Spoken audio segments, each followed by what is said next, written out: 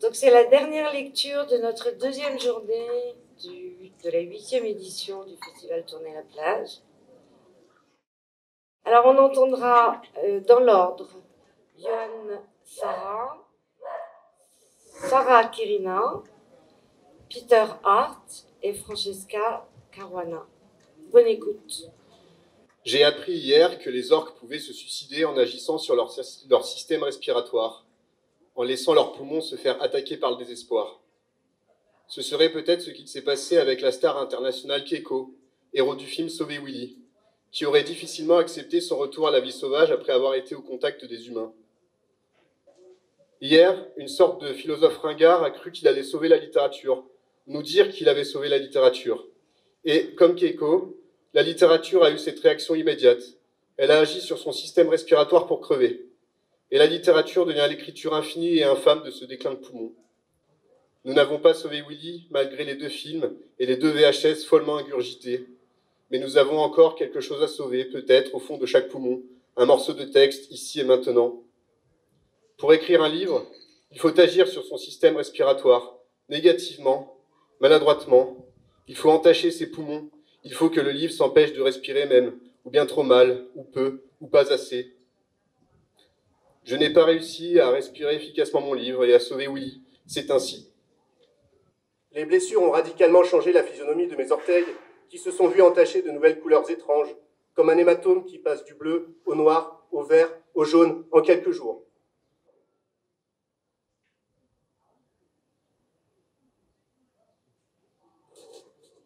Désormais, je ne souhaite plus d'un regard extérieur sur mes pièces, mais d'un regard intérieur. Des yeux littéralement révulsés vers les viscères, là où enfin une danse continue de s'émietter. Le seul vrai solo improvisé s'y trouve enfin, un champ sémantique intériorisé, une isotopie de mots encore inconnus.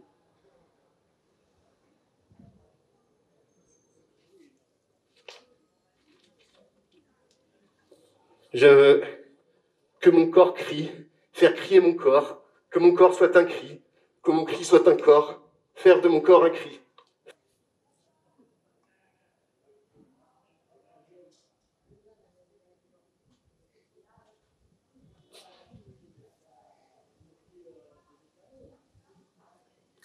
Il faut aussi se laisser traverser par le regard de l'autre, celui ou celle que l'on appelle la spectatrice, mais qui est en fait celui ou celle qui t'aide à chorégraphier, qui t'implante encore plus dans l'ici et maintenant performatif, jusqu'à faire sointer des mouvements neufs de ton corps déjà sûr d'autre chose, de la réalité, de ces coagulations parfois douloureuses, de l'harassement qui n'est pas corporel, qu'il est la répercussion de la noirceur quotidienne que le spectacle vivant permet de transcender, pour travailler à faire jaillir des lumières, comme des épiphanies ici et là.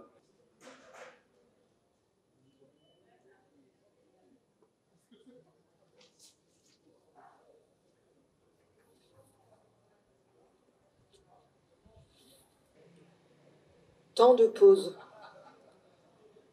Revoir l'armée des ombres pour la énième fois et ne plus se souvenir de sa longueur, des dialogues, mais de l'obscurité des plans, de la violence de certaines scènes, de ma grand-mère qui parlait du regard de Simone Signoret à la fin et de ma mère qui disait « La résistance, c'était terrible ».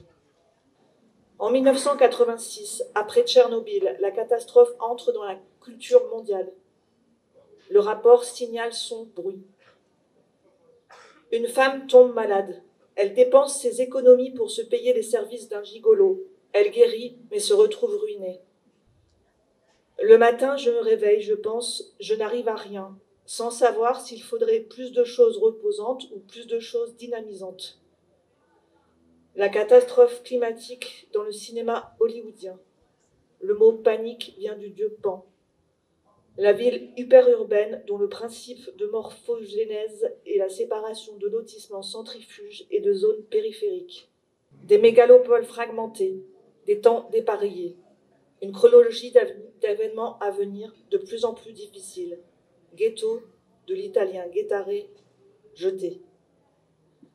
Stasis est le terme par lequel les Grecs anciens désignaient une crise résultant d'un conflit interne à une cité-État, souvent entre les riches et les moins riches.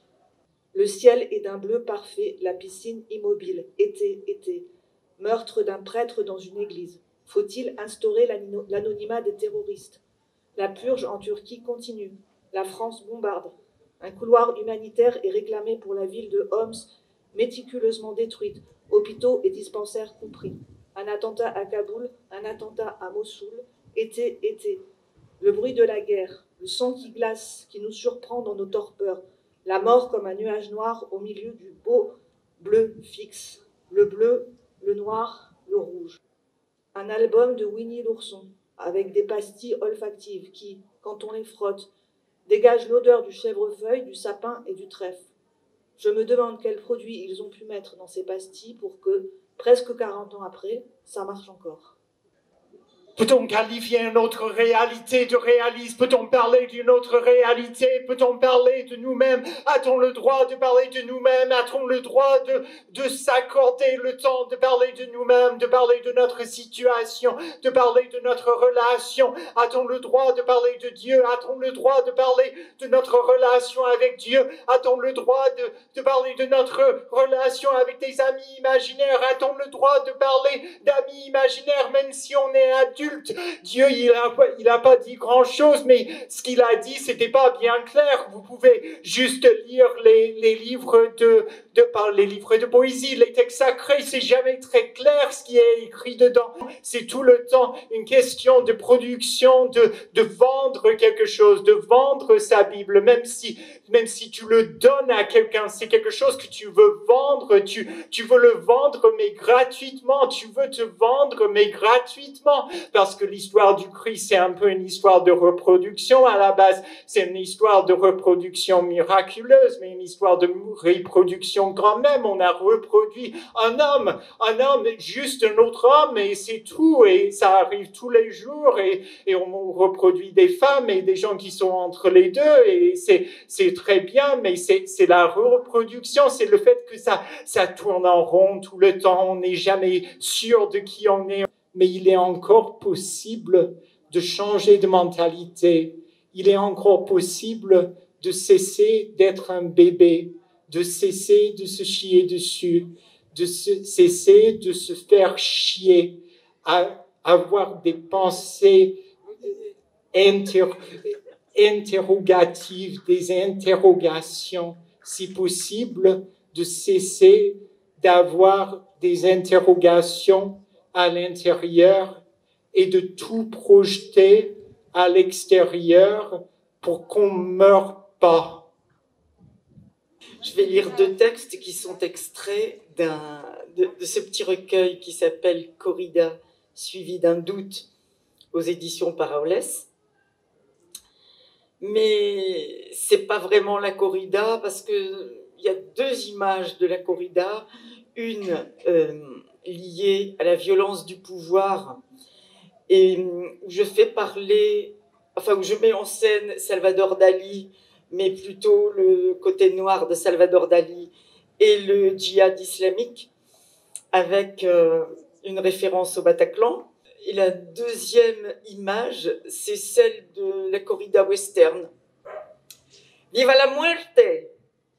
ainsi criait le tueur. « Allahu Akbar !» ainsi hurla l'assassin.